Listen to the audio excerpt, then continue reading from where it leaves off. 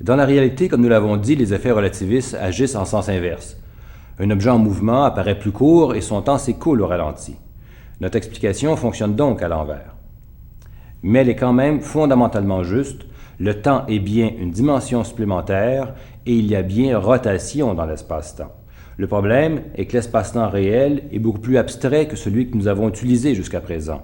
En fait, il est tellement abstrait qu'il est impossible à visualiser et à dessiner sans l'aide des mathématiques. Voilà pourquoi nous avons utilisé un espace-temps simplifié. Mais comprenons-nous bien, toutes les idées que nous avons introduites, le temps considéré comme une dimension, le concept d'espace-temps, et surtout les rotations dans l'espace-temps qui expliquent les variations de longueur et de durée, sont toutes des idées fondamentalement justes qui sont à la base de la théorie de la relativité. La seule différence, répétons-le, est que l'espace-temps réel produit des variations de longueur et de durée dans l'autre sens. On peut néanmoins comprendre intuitivement la raison de cette inversion des effets avec l'analogie suivante. L'inversion des effets découle d'un problème qui est similaire à celui rencontré lorsqu'on veut réaliser une carte du monde. Puisque la surface de la Terre est courbe, il est impossible de la représenter à plat sans la déformer. Ce point est très important. Observez bien cette carte, dite de Mercator. On la rencontre tellement souvent qu'elle peut sembler normale à première vue. Pourtant, elle déforme énormément les continents. En effet, les pays proches des pôles, le Canada, la Russie, sont exagérément grossis par rapport à ceux proches de l'équateur.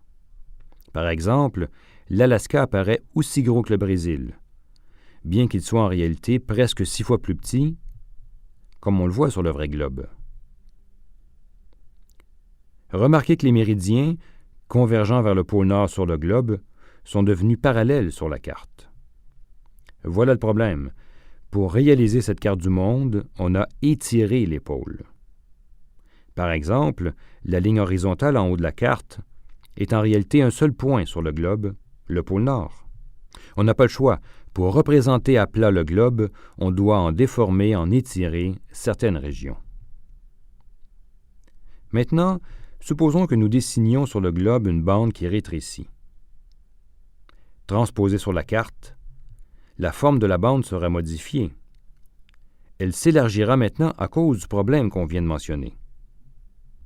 Il est très important de bien visualiser la raison de cette distorsion. Le fait que le pôle s'ouvre, se déploie, élargit la bande et les pays du Nord. Revenons à la bande sur le globe. Si on fait glisser notre fente dessus, de l'équateur vers le pôle Nord, on observe dans la fente une ligne, une perche, qui est rapetisse. Par contre, si on fait glisser notre fente sur cette même bande, mais telle que représentée sur la carte, on voit alors une perche qui grandit. L'effet sur le plan est l'inverse de l'effet réel. C'est un problème similaire, mais beaucoup plus difficile à visualiser, qui se produit lorsqu'on tente de représenter l'espace-temps de la relativité sur un plan, c'est-à-dire que l'on cherche à dessiner sur une surface plane un espace qui ne peut pas l'être. Voilà pourquoi nos effets relativistes fonctionnent à l'envers. Ce n'est qu'une simple question de représentation. Dans notre cas, toutefois, l'inversion des effets apparaît lorsqu'on pivote la fente plutôt que lorsqu'on la déplace.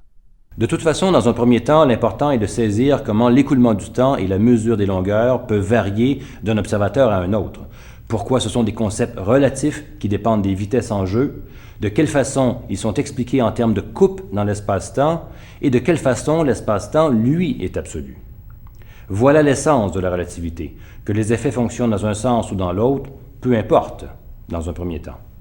De plus, comme on le verra, le fait que les effets fonctionnent à l'envers n'a absolument aucune importance pour comprendre les fameux paradoxes de la relativité que nous aborderons dans d'autres capsules et dont l'étude constitue le cœur de la compréhension de la théorie einsteinienne.